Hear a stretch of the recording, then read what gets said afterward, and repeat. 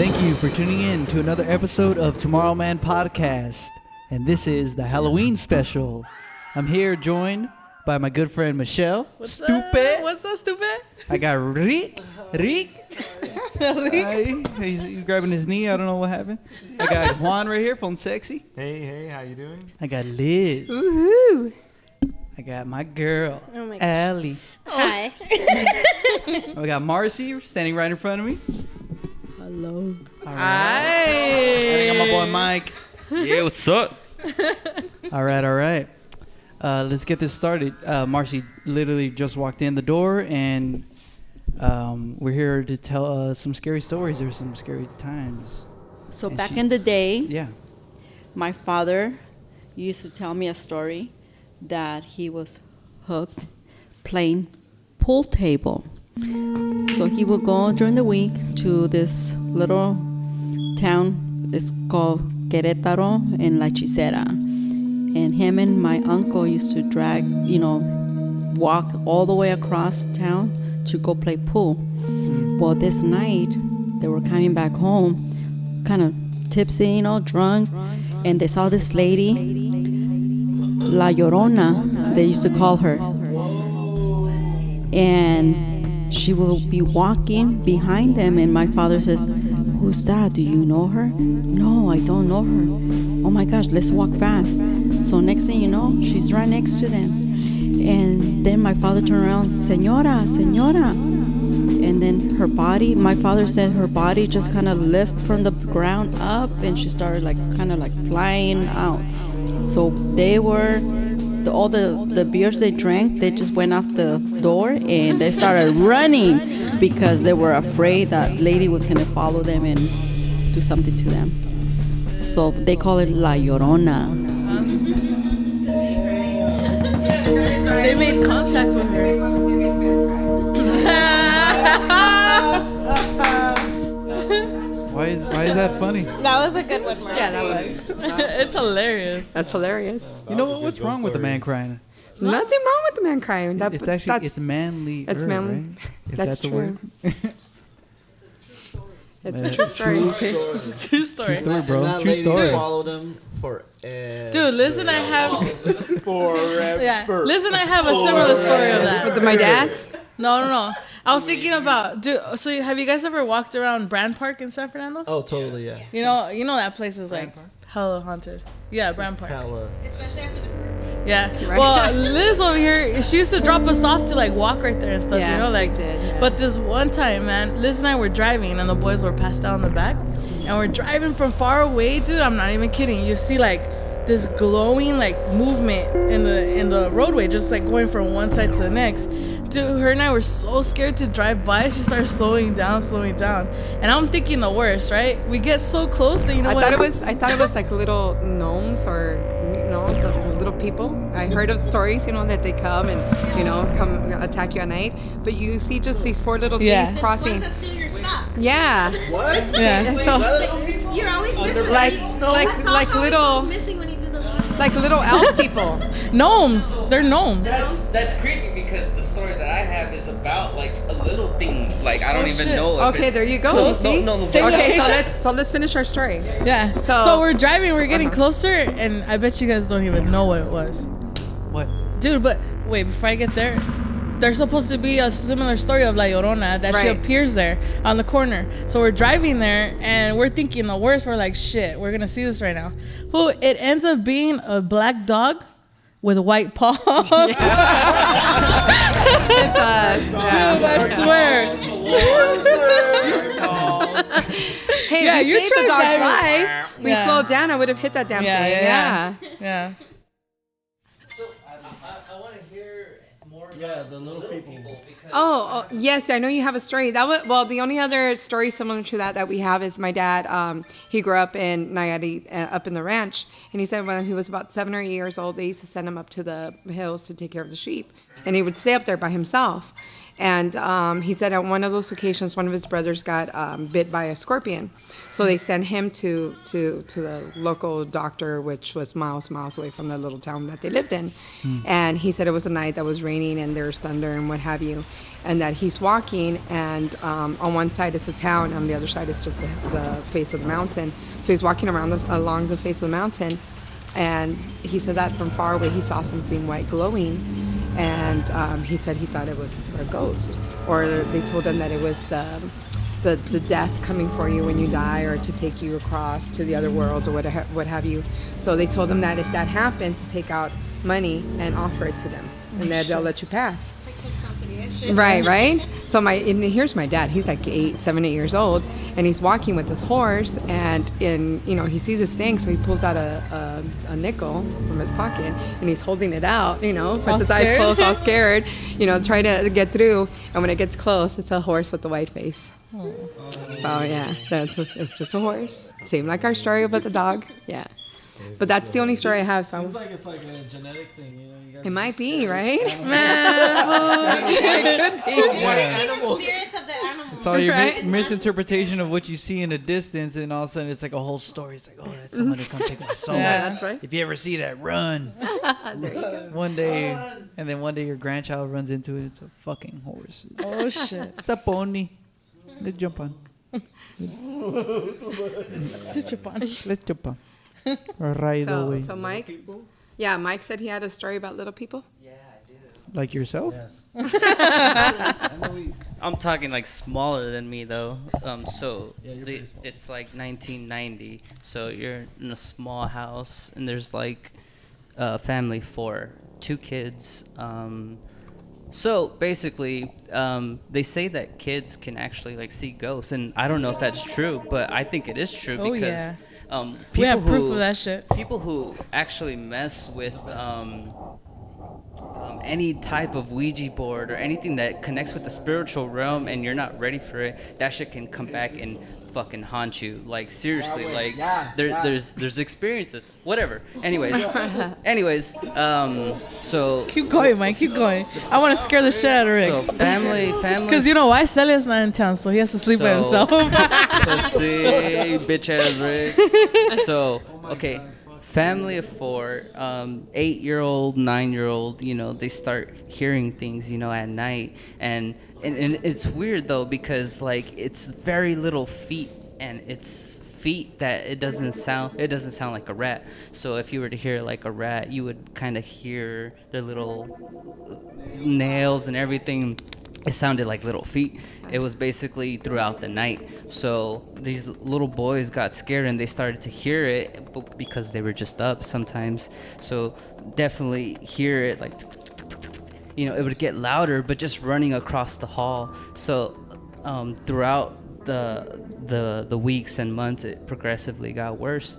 The little boy who was 8 years old, the other one was 9, he went to go in his parents' room, and he left the light on because he used to sleep with the light on. And the light on, he would see in like his parents' room, because he was in their room sleeping, in the shadows, like actual shadows of people. And then he freaked out, so he started telling his mom and dad, but they didn't believe him. So one day he left the closet open, and the light was on, so you can actually see an actual figure of a person, but it was not of a natural person. It was more of a very small figure. So yeah, so throughout the nights, you would hear these footsteps, and so one day, while everyone was gone, there was someone who was cleaning the house.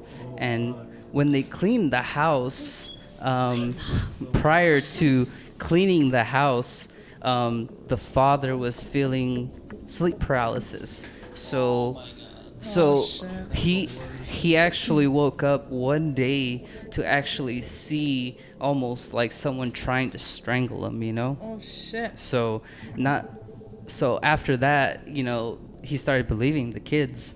And after a while, one day, going to the cleaner who was cleaning the house, they were able to find a small gun that was actually usable, and it was like, this looks like a real gun. So it was actually this big, and it worked. So whoever like even designed it or even made it was, I don't know, it was weird. It was not of this. Yeah, it was. It wasn't like, I don't know. Anyways, so they made a small replica of something that can kill someone. So in his dream, he wasn't really dreaming. There was someone really actually trying to like kill him. So the house eventually got blessed, and there wasn't any more of that. But that's what happened. They found a little gun that was actually real, and I don't know. I don't really know how to explain it because that shit just happened. Yeah, no kidding. Oh, did you want to start with Andrew? Is that where you're pointing Yeah, at me? you know how you were talking about earlier about how little kids really do sense everything? All right, well, I truly believe in that because, like, my oldest nephew, which is Liz's son, he used to say crazy ass shit like that, like, all the time. Like, oh, there's someone, like, underneath the table, but don't get scared. That's, like, your guardian angel, you know. And we're talking about when he's just learning to speak. Yeah. So he's 2, 3 years old. Yeah. Yeah, he would talk about all kinds of weird stuff. But dude, there's one time we were all hiking. It was my sister, my brother, and the boys and I. We were all hiking out by Topanga, you know, off of the 118, Topanga, whatever, right? Those rocks. We were out there and we're walking around this trail, whatever, and we come across this huge rock boulder. And we have Andrew, and he just starts like bawling his eyes out, like just starts crying, like he would really hard. Be like a normal kid, just laughing, talking. All of a sudden, he would just like freeze up. He would freeze up, and I would tell him like, "What's wrong?" He's like, "Do you see him? Do you see him?" Yeah. And I'm like, "Who? That guy? He's standing right there with the white shirt. Do you see him?" And I'm like, "No, kid, I don't see anybody." He's right there, Mom. He's right there. And I'm like, okay, just keep walking. Just keep walking. So once we're going through this is the same hike, and we come, we passed that part. My brother had to pick him up that time to like actually continue hiking. How old was he? He was like 5, maybe? Yeah. 5 years old around that time. So then on the way back, this hike leads you on the opposite side of that boulder, right? So, dude, we're walking back, and sure enough, you see one of those crosses there. Such and such guy died here on this day, blah, blah, blah. So, I think he saw him. Like, I think he saw that guy on the other side of the rock. Right. So why couldn't anybody else though? No, that's exactly my point. I think he just had that gift when he was little. I mean, that was just one of many stories. Like I know that Mike was mentioning about the sounds of the footsteps where we live. When we first moved in, there's hopscotches in the back. There's still the hopscotches in the back. There was a whole sound system throughout the house. It almost like if it was a daycare or a school. The back where Juan and Michelle lived, that was like set up like a library with tons and tons of books and games. You could see where the original, you could see where the original gate of what separated the house from the play area. Right. You could see that gate still in our backyard. Yeah. And I'll show you the hopscotches. They're all the way in the back. When did you guys move in there? We moved in there. I turned 11 there. I want to say. Yeah, 1986. 1986. Yes, 1986 is when we moved. The year there. after I was born. So we would always hear children's noises all the time. But Andrew would always say that. And Andrew, when he was little, especially walking down the hallway, he would walk sometimes against the wall as to trying to avoid, like he was trying to avoid somebody that was standing there. Yeah, my cousin and I were watching The Boys one time, and that time, same kid, same Andrew. He gets up and there's a hallway, obviously, like an L-shaped hallway in our house, and right in the middle of one is a bathroom. So he wanted to go, and I opened the door for him, let him out, whatever, and then he's taking a while, and I go back, and he's literally pinned up on the side of the wall and just frozen. Why he couldn't even move. So I picked him up, and he just started bawling. He was obviously trying to avoid something that was right in front of him. And he's not the only one. Dogs say that they see stuff. And I mean, we've had dogs that avoid a particular area in that house, so they'll run around instead of running around the hall. They'll go from one end and then run around the other way.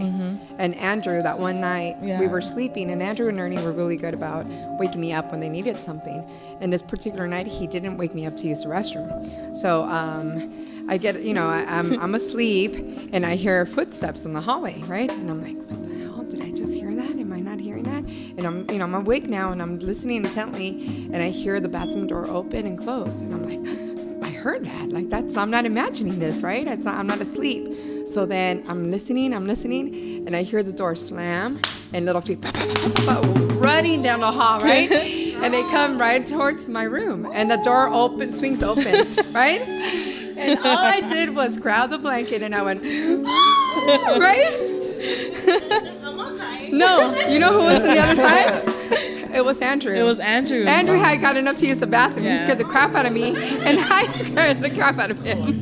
And we woke up the whole house. Yeah, that show's funny. Oh my god.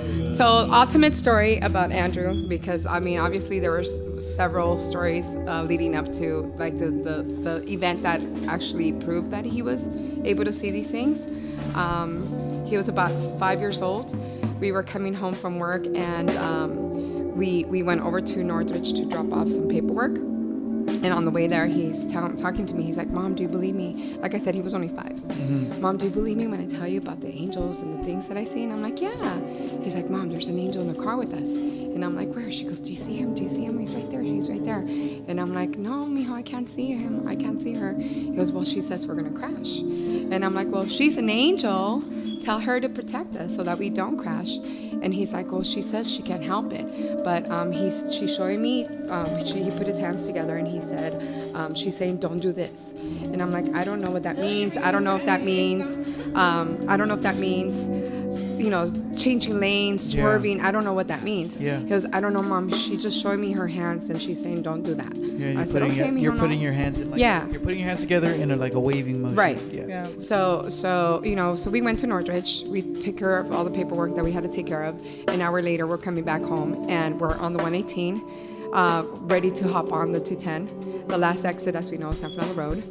About 6 cars in front of us, there's a white SUV, and he hops off on San Fernando Road and then hops back in, and he causes a chain.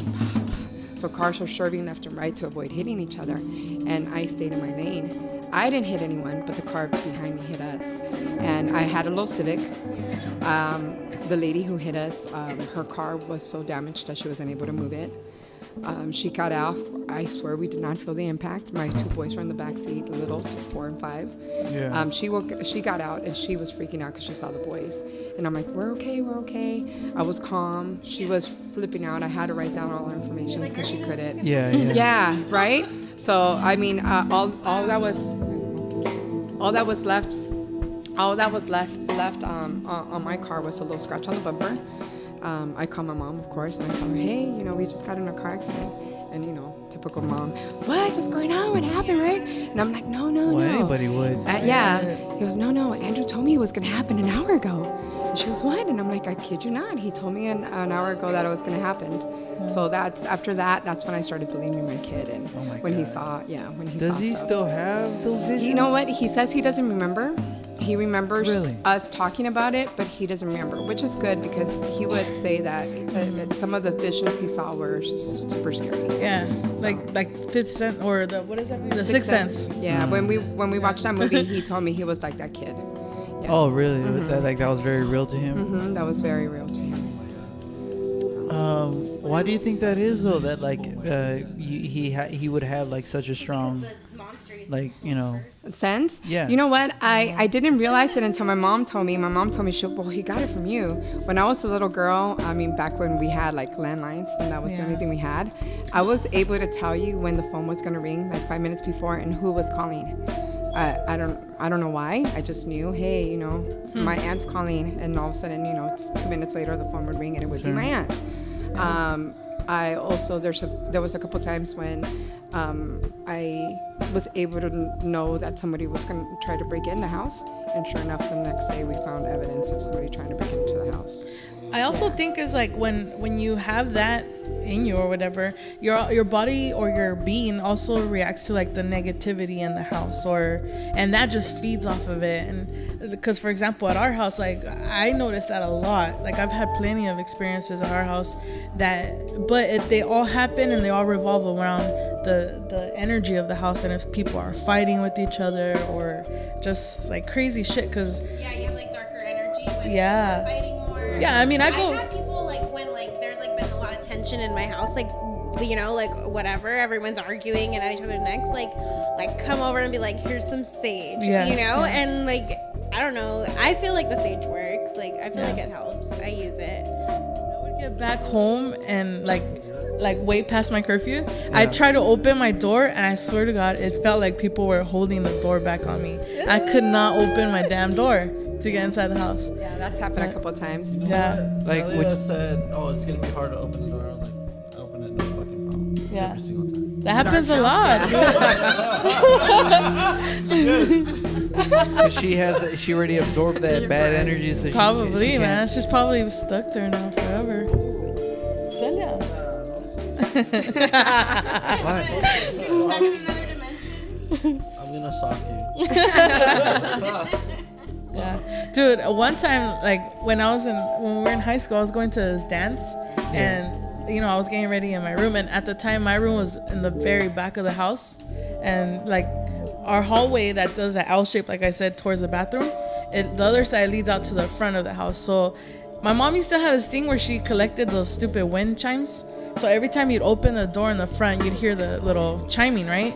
So this time I thought my date was there, and I thought someone was knocking or whatever. So I went to go check and nothing, right? And as I'm turning back going towards my room, I felt like something heavy, and then I looked back and I saw this big ass black shadow like right behind me, like right on my back. And I was like, oh shit. So I kept walking straight to my room, and I turned around, I closed the door, and I looked out and I saw it just enough to turn towards the bathroom. Like, So let's not go that far. Remember maybe a year ago? So a year ago, it wasn't a month ago, it was a year ago. I was a lot to go. Yeah, no kidding. So about a year ago, I had spent the night at my boyfriend's house, and I get a phone call at 6:00 in the morning from Michelle. oh my God. Yeah. Oh my God. This shit is crazy. Yeah. And I can't explain how that shit happened. I don't know, but she called me. She's like, Liz, I shit you not, man. My mom was freaking My out. mom was freaking out. So my mom woke her up because my TV was on. Mind you, I had left. And she locks her door when she leaves. Yeah, I have it locked. Nobody has the keys except for myself, right? So she goes, your TV's on. And I'm like, what? What do you mean? And she goes, listen. And she's putting the phone up to the door, and I'm like, I don't hear anything. She goes, how can you not fucking hear that? Was on it was blast. so loud. Like, how do you not hear that? I'm like, well, dude, I'll go home, but I was in Palmdale, right? So I go, why don't you go outside, turn off the fuse to the whole house, turn everything off, the power, and turn it back on. I should try to take care of it. So she said, all right. So she goes out there, she turns it off, and she comes back on the phone. Okay, yeah, it's off. I'm like, all right, so you don't need me to come home? No. And then all of a sudden, oh my God, do you hear that? And That it shit turned back on. That shit turned turned back on. back And loud. I'm not even kidding. Like, that shit was loud. And I'd put the phone right there and she wouldn't hear it. So she's like, dude, I don't even turn it on. Like, I didn't even on last night or anything like that. And it's weird because, because if it would have been on all night, you know, my mom would have heard it, but she heard it at 6:00 in the morning when she called me to get up. It sounds like you guys really need some marijuana in your life. You get high and go to bed. That's it. That wouldn't be a bad idea. Time for fucking scary monsters or whatever.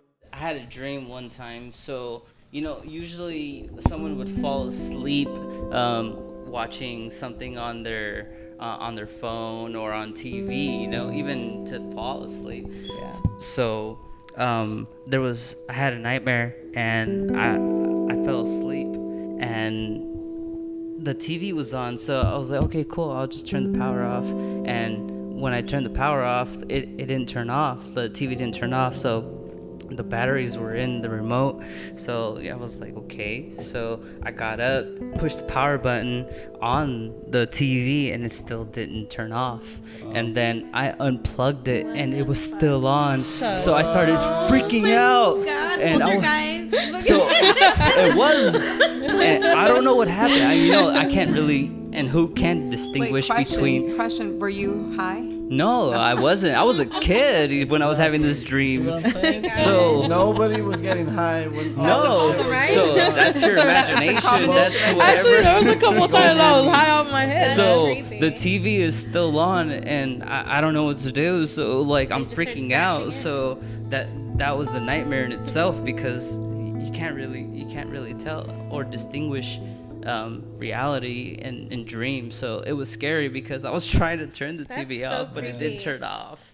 Dude, sucks. oh my gosh. Speaking of TVs, have you guys ever had anything with 3:33 in the morning? All Like, do you guys time. wake up at that time? Yup. Yep. Okay, well, when I used to live by myself, I didn't know this until after I moved out, but apparently, people killed themselves in my apartment.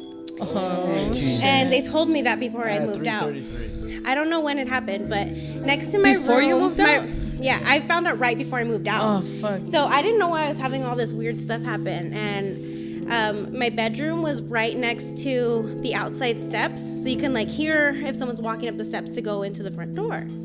And in the middle of the night, I would hear like boom, boom, boom, boom, like walking up my steps. And I'd go look and no one would be there. And then there was times when I would be asleep and my television would turn on in the middle of the night at 3:33 and white noise, like and I would wake up like that. So I would sleep with my light on and like it was just so fucking super scary. But yeah, right before I moved out, the landlord's girlfriend, she said, yeah, that I guess there was like, I don't know if there were junkies that lived there, but there were some type of people that lived there and like, yeah, they ended up like killing themselves or ODing or something like that. Oh, man. That makes sense. But that TV would turn on all the time. Like that was like the creepiest Oh my experience. God. Like being alone too. I lived alone. Like it was scary when you're alone because it's like I can't call anybody. Like it's 3 in the fucking Yes, morning. you Please can. talk to me. Amma! Oh my god, I'm scared. Rick, And I would sleep with my door closed because I would be scared. Like I would have like this weird Oh my like God. I would sage my house, you know, and like do my little like blessings in the corners and stuff because like I don't know, I just felt like there was dark energy in there, like without even knowing what had happened. See, what had happened was What had happened was got really fucked up. You know, they slept with their like not on the side like you're supposed to, and then they just choke on your. Seriously though, Oh you've my never God. had Rick, you've never had an experience like that where they like kick your toe like that or anything like Yeah, that? no, fool. My sister used to do that to me. I hated that shit. I slept in a ball. Till, like, Do you I was still sleep in 12. a ball? No, until I was Liar. 12. Lies. Fetal What do you mean you position slept in every a night. ball? But you What know does that what? You know what though? When I watched The Conjuring, when they pulled that little girl's feet, Yeah. I went like this. Yeah. I was like, whoa! I was like, I used to be the no. same way. I used to always have to cover my feet because my grandma would be No, like, see, I have a problem. Like, if my feet are covered, I feel like they're burning. So I have to have them. that's called athlete's foot. No, but as soon as I fucking That's scary. do it, like I just have to have a foot out. You know, that's all I need. Just one foot out.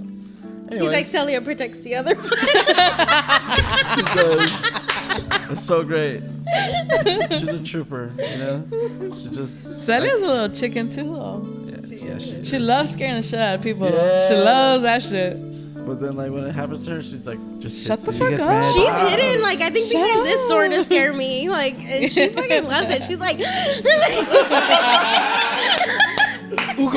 fucking like gets the biggest fucking joy out of it. I see her big old smile after she scares you. Like, She's the biggest chicken though, because like I wanted to scare her coming out of the bathroom, and all the lights were off. I turned everything off, and she just opened the door and ran to my room. I didn't even have a chance to like grab my her. God. She just booked, Shit.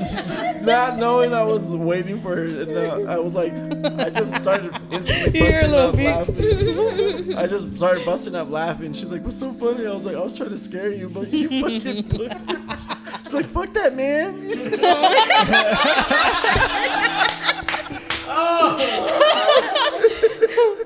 Fuck you, So man. good. So good. She's so hilarious. We went to Vegas. We had 2 vans that we rented. Maybe there was about 4 couples on each van. And we went out to Vegas for my friend's birthday in November. So it was cold. On the way back, we were we were coming after midnight, and we were all cuddled up because it was freezing, and a good excuse to be close to your significant other. And we were in the front van. Their cousins were in the back. Yeah, we were. No. We were actually talking about our Halloween scares that day, and we're going through Palmdale, where the desert is, no houses, and we're all in our conversations talking about when we were younger, and we all stopped at the same time, and we're like, did you guys see that? We're like, yeah, did you see it? I thought I was the only one. And we saw this guy standing on the side of the road in jeans and a wife beater on and hitchhiking. So we're like, we looked back, and there was nobody there. So of course we called their cousins who were driving behind us, and they didn't see anything. They didn't see the guy. Yeah. You just probably walked the other way. I didn't see a car. There's no car and no house. So he was shit out of luck if he was out there by himself. Yeah. Yeah, He's like a hitchhiker from the 70s from or Vegas. I don't know. That's like backcountry desert. Like, Yeah. you're fucked. Yeah. That's scary. Yeah. Like, imagine being stranded out there. Like, that's true to boonies. Like, you don't even know. Like, the hills have eyes. People are there. Like, you're gone. I fucking love That movie is so scary. That movie's good. It's scary. Like, hillbillies are scarier than ghosts. Yeah. Just like nuclear fucking hillbillies. Yeah. Like, I know. What the fuck? But the Damn, first- Juan and I had to drive by that freaking long ass scary road recently when we went to Laughlin. Yeah, but dude, Like, that road was Parabosa by scary. Lancaster. No, I'm just kidding. I kept thinking of that, of your experience of that. I was like, please don't let me see someone. Please don't let me see someone. All right. Thanks for listening to the Halloween special of Tomorrowman podcast. Hope you guys enjoyed it. I want to thank my friends again, Michelle, Juan, Rick, Liz, Mike, Marci, and Alyssa for being there that night. We had a real good time. I want to thank Mike again for helping me out with some guitar and texture work for all the little stories that you heard tonight. Hope you guys enjoyed that stuff. It was a lot of fun trying to just find the right sounds for this, and hope I was able to capture that. And yeah, thanks again for listening. Don't forget to subscribe to my YouTube channel, and happy Halloween. Bye.